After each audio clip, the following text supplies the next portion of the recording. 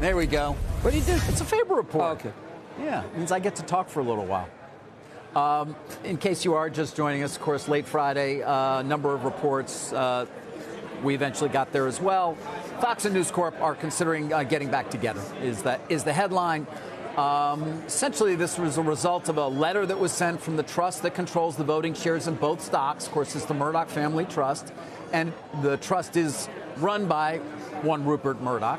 And a letter was received by both companies saying, hey, I'd like you to consider getting together as your essentially control shareholder, and please form special committees and do that. And that's it. That's kind of where we stand. Special committees are being formed because this deal, which would be an all-stock transaction, would require a majority of the minority shareholders to vote in favor. And so you have special committees that will negotiate with each other on both sides, News Corp and Fox. I'm told lawyers have been hired, but they're still out there looking for who's going to represent them on the banking side. And then they will move forward for a negotiation that probably will take, let's call it, I don't know, 6 weeks, 8 weeks. Anybody's guess, but maybe we end up sometime in December with some sort of a potential transaction here. Why?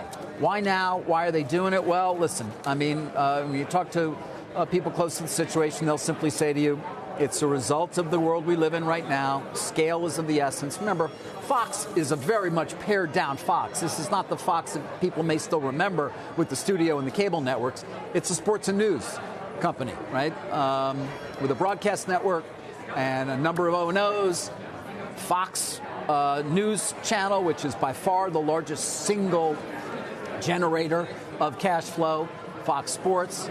And that's what you got. And you put it together with News Corp, the idea being that there you've got Dow Jones, of course, owner of the Wall Street Journal, a number of other key properties, including, by the way, in digital in Australia and real estate. They've had some real successes.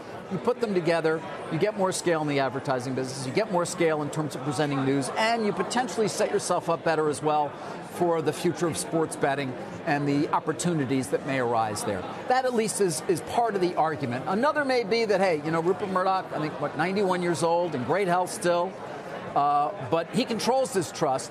Upon his death, it goes down to the 4 oldest children. Nothing says they would all agree on doing anything.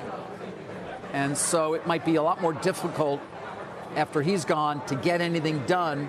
So if he wanted something done, now's the time to do it, as you take a look at him with his now former wife again, I think, Jerry Hall, right? There's a look at James. There's Rupert. Some really nice pictures. Oh, yeah, with former President Trump. And Lachlan, who would run the combined company, is my understanding. So it'll be an all-stock deal. Lachlan likely to run it. By the way, I'm also hearing that they might go with the News Corp name for the overall company once again, kind of bring it back to what it was before Mr. Murdoch split it. Some, questions about it this morning, including a note from Credit Suisse, which downgrades Fox and says kind of the following. The merger would not resolve Fox's need for greater video streaming scale, and the pivot seems a tacit admission of challenges for Fox. Even if this merger does not ultimately come to fruition, the investment backdrop for Fox has been altered.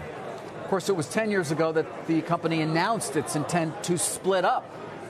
They all used to be together. And by the way, you can make arguments as to the benefit of really having print and digital, or even though Journal's done a great job of moving to digital, Dow Jones has video and digital. Does that really work? Will it work? We'll see. I did sit down with Rupert Murdoch 10 years ago, though, when he announced his plan to split the companies. And this is what he had to say at that time. I finally came to it. I'd considered, a lot of the pros and cons over the years. Bankers have been telling me, some colleagues, other colleagues have been saying no. People have been with the company all their lives. There's a lot of emotion involved. And then some time ago, say a couple of months, several weeks ago, I finally reached the conclusion that it was the right thing to do. And the more I go into it and the more I study it, the more enthusiastic I am about it.